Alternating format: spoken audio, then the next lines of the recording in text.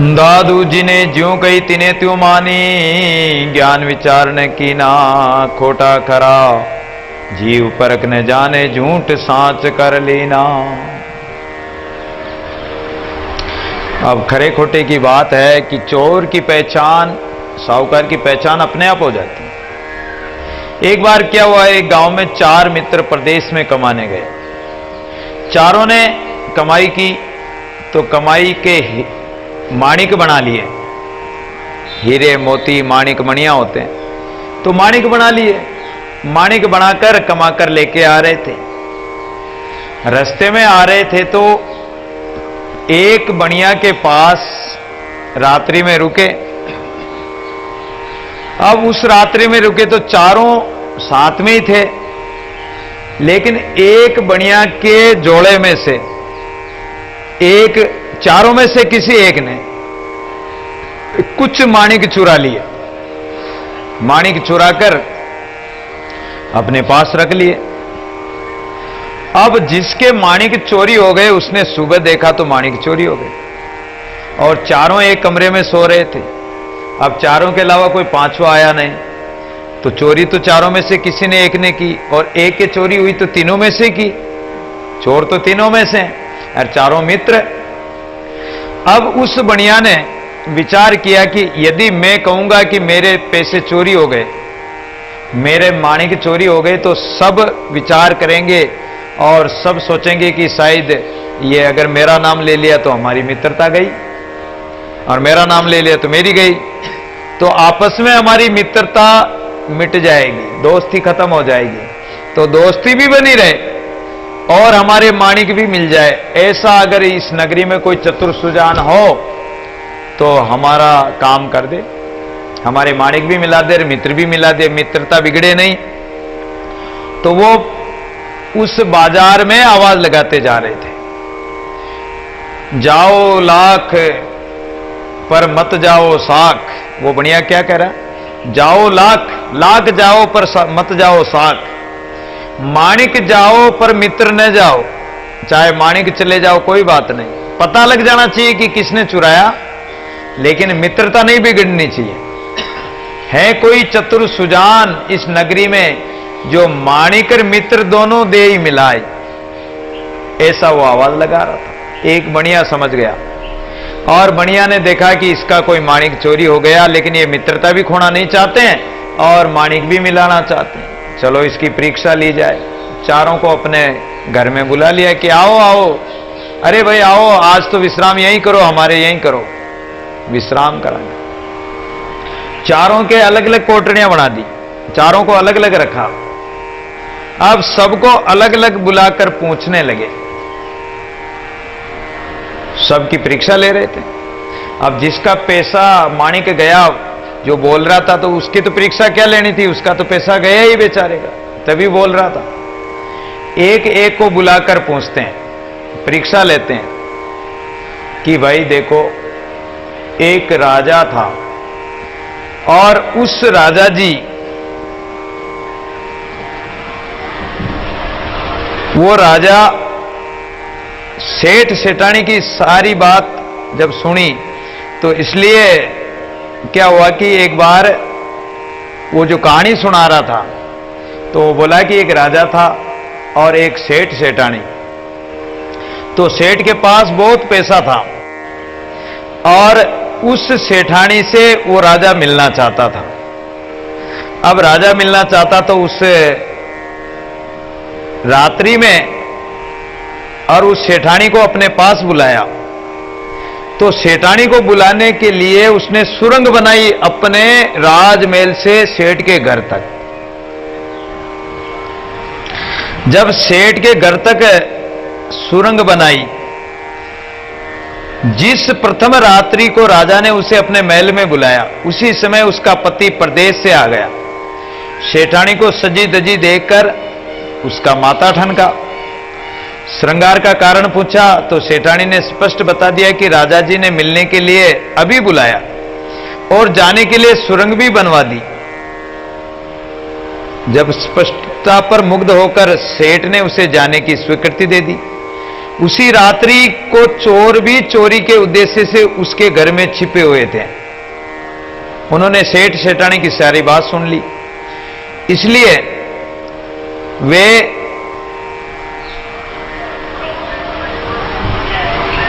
सुरंग में सेठानी को लूटने के लिए जा बैठे। कैसे? चोरों ने भी एक सुरंग खोदकर उस सुरंग में बीच में जाके बैठ गए। चोरों ने जाती हुई सेठानी को सुरंग में रोककर लूटना चाहा, तो वह बोली कि अरे मैं अभी राजा के पास जा रही हूं और वहां राजा जी अगर प्रसन्न हो गए तो न जाने कितना धन देंगे और मैं धन लेकर आऊंगी, तब लूटना। बोली कि मैं अभी राजा जी के पास जा रही हूं और बहुत धन लेके लौटूंगी, तब लूट लेना। तो अधिक धन के लोभ के कारण चोरों ने उसे जाने दिया। देखो, उस सेठानी सुरंग से जा रही, उस सुरंग में सुरंग खोदकर रास्ता रोक लिया और कहा कि भाई हम लूटना चाहते हैं। तो बोली कि मैं धन लेके आऊंगी, तब लूटना, अभी क्यों लूट रहे हो, ज्यादा धन लेके आऊंगी। अधिक धन के लोभ के कारण चोरों ने उसे जाने दिया। राजा ने बहुत देरी से आने का कारण पूछा तो उसने पति के घर आ जाने की बात कही। तो राजा बड़ा भावुक हो उठा और उसके मुंह से निकला कि तुम मुझे इतना चाहती हो, और इतना तो कोई बहन अपने भाई को भी नहीं चाहती होगी। राजा की जुबान से सहसा बहन शब्द निकल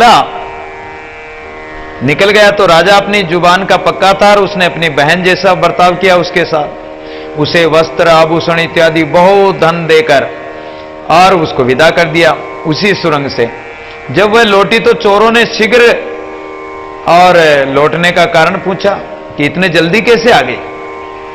राजा की मुंह बोली बहन को लूटने की चारों की हिम्मत नहीं हुई। बोली कि उसने सारी बात बता दी कि राजा ने मुझे अपनी बहन बना लिया और मुझे इतना सारा धन दिया।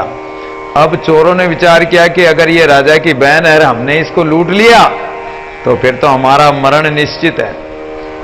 जब राजा ने बहन बना लिया तो राजा के कारण ये तो सुरक्षित है, और सामान, वो चोरों ने वो सब सामान सहित उसको घर पहुंचा दिया। ये किस्सा सुनकर, अब ये किस्सा किसको सुना रहा है वो बढ़िया, उन 3 व्यक्तियों को जो उनके साथी हैं। अब वो व्यापारियों से पूछता एक एक से, बताओ इसमें मूर्ख कौन है, मूर्खता ही किसकी है, कौन मूर्ख है इसमें। तो व्यापारी ने सेठ की मूर्खता बतलाई। एक व्यापारी ने सेठ की मूर्खता बतलाई, जो मालूम होने पर भी सेठानी को राजा के पास भेजा। तो समझ गए कि ये कामी है। ये सुनकर बनिया समझ गया कि इसने साथी के माणिक नहीं चुराए, ये केवल कामी है। दूसरे व्यापारी को बुलाकर उसको भी यही किस्सा सुनाया, उसी से यही प्रश्न पूछा है कि इसमें मूर्ख कौन है। तो उसने कहा कि राजा की मूर्खता बताई कि ये राजा मूर्ख है। अरे जो सज धज कर युवती आई और उसको बहन बनाकर छोड़ दिया, बोले कि ये वासना वाला व्यक्ति है। बनिए ने जान लिया कि इसने भी माणिक नहीं चुराए, क्योंकि इसने वासना की बात बताई, लोभवर्ती नहीं है। जब तीसरे व्यापारी को यह किस्सा सुनाकर प्रश्न किया कि बताओ इसमें चोर मूर्ख है कि सेठ मूर्ख है कि राजा मूर्ख है, कौन मूर्ख है। तो उस तीसरे व्यापारी ने बताया कि चोर मूर्ख है। अरे जो इतने सज धज के, इतने गहने आभूषण पहन के आई, सुरंग थी, वहां कौन देखता। उसमें वो अगर सुरंग में लूट के और उसको मार कर गाड़ भी देते तो उसको कौन देखता। तो समझ गए कि यही चोर है, क्योंकि उसने चोरी की बात की, उसको लूटने की बात कही ना, तो इसने ही माणिक चुराए। और वो समझ गया कि यही चोर है। उसके उन किस्से से, उस कहानी से उसकी पहचान हो गई कि ये चोर है। अब तो सेठ ने दासी को कहा कि अरे दासी मेरा बेंत लेके आ। वो सेठ घबरा गया, बोल तूने उसका माणिक चुराया कि नहीं चुराया। हाँ हुजूर मैंने ही चुराया। उसके माणिक वापस मुझे लाके दे। उसी समय वो माणिक निकाल के लाया और माणिक लेके सेठ ने वो माणिक जिसके चोरी हुए थे उसको माणिक दे दिए। अब ये बात किसी को पता नहीं, न आपस में किसी तीनों को, न तो तीनों को पता, न उस चौथे को पता जिसके माणिक चोरी हुए। और सेठ इतना विवेकशील था कि चारों मित्रों की मित्रता भी बनी रही, माणिक भी मिला दिए और वो ज्यों के त्यों दोस्त बने रहे। हैं कोई इस नगरी में चतुर सुजान, जो माणिक मित्र दो ही दे ही मिलाई और मिला दिया। तो अगर कोई विवेकी महापुरुष होता है, जानकार होता है, तो वो सब व्यवहार निभाते हुए और सच्चाई से ईमानदारी से रहकर अपना जीवन सफल कर सकता है। और अगर वासना में फंस गए, किसी माया मोह में लोभ में, तो वो इस संसार में जीवित नहीं रहेंगे, अमर भाव को प्राप्त नहीं होंगे। तो परमात्मा रूपी मित्र से मिलने के लिए ये वासना इत्यादि काम क्रोध आदि इनको त्याग कर ही मिला जा सकता है, नहीं तो संसार में ही मिल जाएंगे। खरे खोटे का न्याय निबेरे साहिब के मन भावे, और जो सच्चा होगा खरा होगा तो परमात्मा को प्राप्त होगा। दादू जी ने ज्यों कही तिने त्यों मानी, ज्ञान विचार ने कीना, खोटा करा जीव परख न जाने, झूठ सांच कर लेना। तो संसारी अज्ञानी प्राणी जानते तो कुछ है नहीं, ज्ञान विचार नेत्र है नहीं, तो जिसने जैसा कहा उन्होंने वैसा ही मान लिया, विचार किया ही नहीं। सच्ची बात है कि झूठी बात है, पाखंड की है कि यह असत्य बात है, निषेध काम है, लेकिन संसारी प्राणियों ने जैसा कहा वैसा ही उन्होंने मान लिया। ज्ञान विचार है नहीं उनमें, तो वो खरे खोटे की जांच नहीं कर पाए अज्ञानी प्राणी। जे निधि कहीं न पाए सो निधि कर कर आए, दादू महंगे मोल बिन कोई न लेवे ताय। दादू जी महाराज जब अकबर को उपदेश देके करौली होते हुए जंगली जंगल 7 दिन तक जंगल में चलते चलते दोसा के पास आ गए। महाराज ने तो कुछ नहीं कहा, चल रहे थे भजन करते करते, लेकिन शिष्य लोग महाराज से बोले, महाराज 7 दिन हो गए, आपको तो भूख प्यास नहीं लगती, लेकिन हमें तो भूख प्यास लगती है। बोले नगर दोसा नगर में जाओ, भिक्षा ले आओ।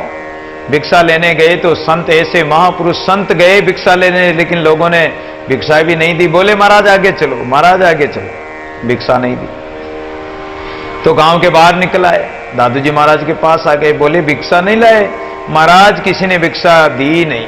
दादू जी महाराज ने उसी समय कहा कि जे निधि कहीं न पाए, अरे संत रूप परम निधि, संत सत्संग रूपी परम निधि, जो परमात्मा के प्यारे संत जिसके घर द्वार मांगने गए और उन संतों का दर्शन और संतों का सत्संग रूपी परम निधि को छोड़कर किसी ने भी ग्रहण नहीं किया। लेकिन जिसके मन में प्रेम भाव रूपी जो मूल्य नहीं हो किसी चीज का, तो वो चीज क्यों खरीदेगा? अगर भाव ही नहीं हो, किसी के प्रति श्रद्धा और प्रेम नहीं हो, तो किसी वस्तु को वो खरीदेगा ही क्यों? अमूल्य चीज चाहे जाती हो। और अगर भाव होता, श्रद्धा होती, तो संत रूप परम निधि, जो अमूल्य संत नाम रूपी रतन देने वाले संत हैं, उन संतों को उन्होंने खरीदा ही नहीं, लिया ही नहीं।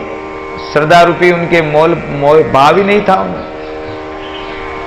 कोई न लेवे ताय मोंगे महंगे मोल बिन, तो इसलिए उन्होंने लिया ही नहीं।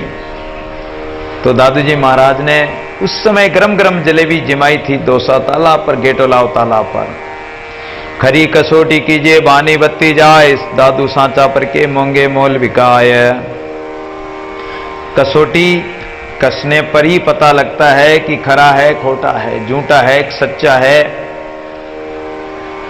तो तपाने से ही पता लगता है। भक्त हो चाहे साधु हो, कोई भी हो, बानी बत्ती जाए, दादू सांचा पर के महंगे मोल बिकाए।